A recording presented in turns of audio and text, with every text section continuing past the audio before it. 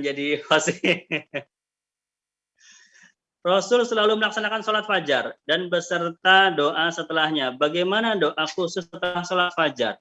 Oh, belum ada ya doa fajar. Saya share ya. Jadi doa fajar itu tidak sama dengan zikir pagi ya. Kalau zikir pagi dan sore itu bisa kita temui dalam Al-Ma'surat, Imam Hasan Al-Banna. Kemudian Wirid Latif, Al-Imam Haddad. Kemudian di Al-Azkar Imam Nawawi juga ada ya zikir pagi dan sore. Kalau doa fajar itu memang ada hadisnya ya. Hadis rawahu Turmudzi ya, berarti sahih ya, sahih Turmudzi.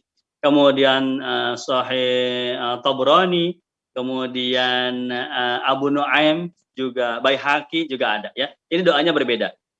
Teman-teman bisa meminta kepada admin untuk share doa fajar.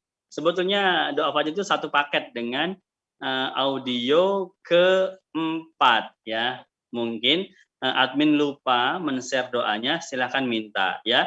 Dan silahkan diamalkan. Diamalkannya itu setelah sholat sunnah fajar sebelum sholat fardunya ya, seperti itu. Jadi memang berbeda dengan zikir pagi. Kalau zikir pagi setelah sholat subuh dan zikir setelah sholat dibaca semua selesai, baru kita baca zikir pagi setelah itu ya.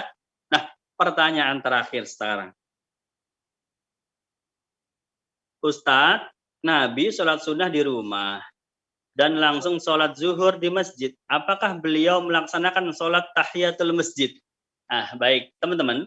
Jadi, kalau Nabi kan ke masjid itu sering ya. Nggak hanya dalam urusan sholat fardu aja. Kalau kita kan ke masjid paling 5 kali sehari kalau mau sholat fardu. Kalau Nabi di luar sholat fardu, beliau juga ke masjid. Contohnya kalau mau ada majelis ya, majelis duha ya. Kemudian beliau juga suka ke masjid kalau malam-malam tahajud, atau beliau ke masjid untuk meninjau kondisi ahli sufah ya, ahli sufah kan tinggal di masjid dan yang sebagainya. Jadi Nabi itu ke masjid tidak hanya untuk urusan sholat fardu ya.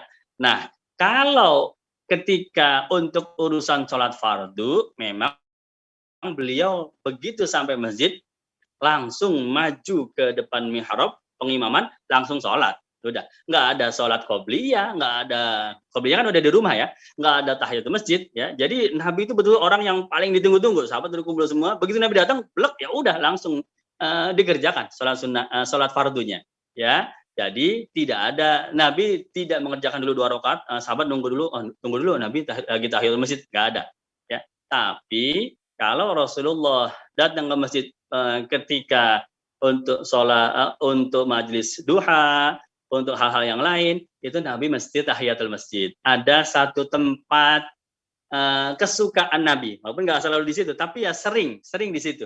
Nah, Nabi kalau tahiyatul masjid sering di situ. Ya, itu tempat banyak diikuti oleh sahabat. Ya, sahabat itu kalau sholat tahiyatul masjid pengennya di titik itu, di titik di mana Nabi juga dulu senang sholat di situ. Ya, entah kenapa senang aja. Sahabat mengikuti. Ini membuktikan bahwa Nabi sholat tahiyatul masjid.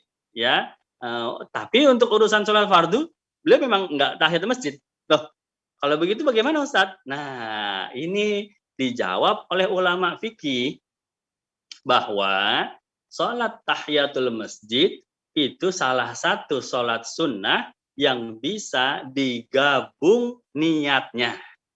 Ya, dalam keadaan tertentu ya, bisa kita gabung niatnya. Kalau kita sholat fardu, saya niat sholat fardu zuhur sekaligus sholat sunnah tahiyatul masjid. Allahu Akbar. Itu dapat pahalanya selama diniatkan. Ya, begitu.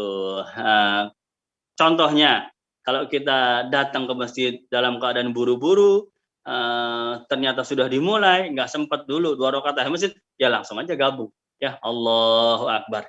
Ya, niat sholat fardu, berikutnya diniatkan juga tahiyatul masjid.